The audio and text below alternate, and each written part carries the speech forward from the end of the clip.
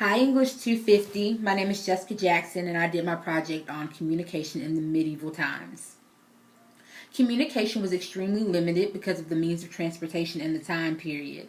Several communication systems have been composed, as such as the messenger systems of the Persian Empire, and also the relay runner system of the Inca state. Ferries, boats, and animals were other means of transportation. The relay runner system of the Inca state. The Inca state relay runner system referred to messengers specifically as road runners. And what a road runner would do is pretty much relay a message about a mile down the road to another road runner who would just continue the system until it was completed, etc. It was pretty much a cycle. Requirements of messengers. You had to be in shape, you had to be fit because of all of the walking and the possible running that you would be doing. You would be moving from point A to point B often. So you had to be in shape.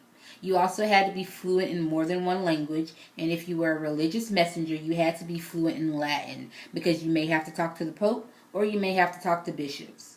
Also, communication was dangerous and it was expensive and it took up a lot of time.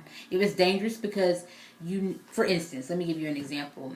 If you're traveling and at night you come to a place where you have to settle, you really don't know where you are. You really don't know your surroundings. You don't know the people that you're around. You don't know if there's animals around, and you don't really know the weather climate. It's expensive because you could be traveling for up to days and weeks and months, and you have to have enough to supply you for whatever you need to survive.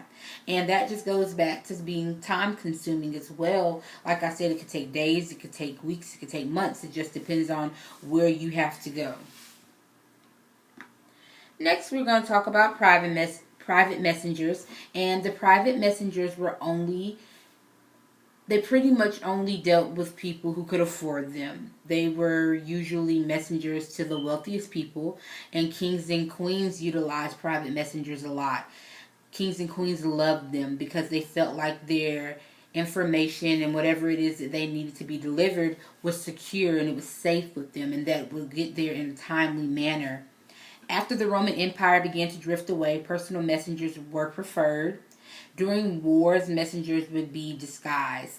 They had to stay in their disguise because they were often mistaken as spies, and they were actually sometimes spies. So their disguise was extremely important for them.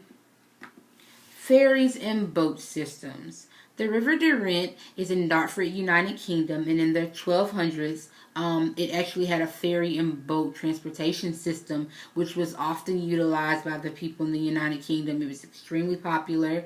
This was a very convenient transportation system. It wasn't used at night, though. Of course, then they didn't have street lights out, so it wasn't utilized as much during the night, but it was definitely convenient during the day. Last but not least, riders and horses would be ready for each relay.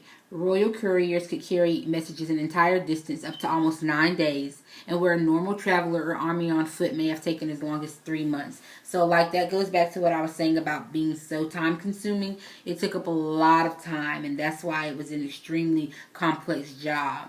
That pretty much wraps up my prezi and my presentation. Once again, my name is Jessica Jackson, and I hope you guys enjoyed it. Thank you.